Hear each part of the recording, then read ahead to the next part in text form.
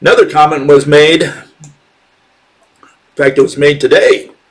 A fellow says, Billy G, he puts words in my mouth. He says, only objects with a location exist. So far so good, I agree with that. But then he puts, if you can't point to it, it doesn't exist. Now those words he put in my mouth, that's not, I never said that. Okay, so he's saying if I can't point to it, it doesn't exist. That's not true.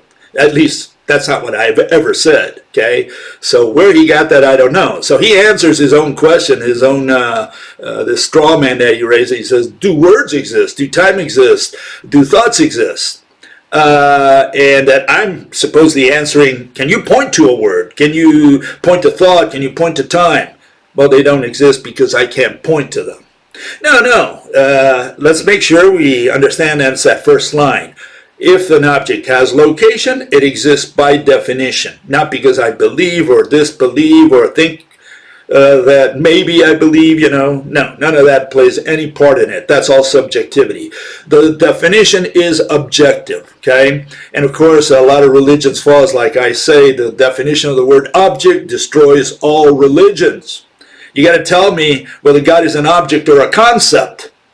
And if God is a concept, concepts don't exist by definition. Only objects may exist because the word exist belongs exclusively to physics. It doesn't belong to religion. It doesn't belong to philosophy, not to metaphysics, not to ontology. It belongs to physics exclusively. So anyone touching the word exist in a debate, in a dissertation, in a discussion, it has stepped the line over into physics, whether they know it or not. Okay, existence belongs exclusively to physics. Only physics deals with and tries to explain things that exist and what they did. Okay, what happened. And so, you can only point to a shape.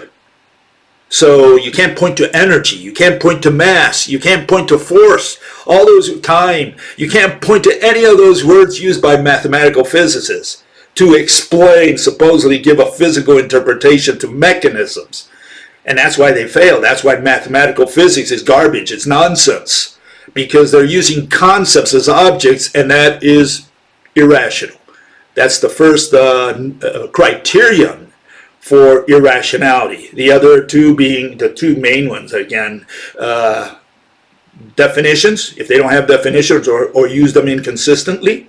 And the third one is that the theory does not follow from the assumptions. Okay? So put words in my mouth, that didn't work. Of course, people are afraid that their religion goes down the drain, and so they raise these straw men. Okay?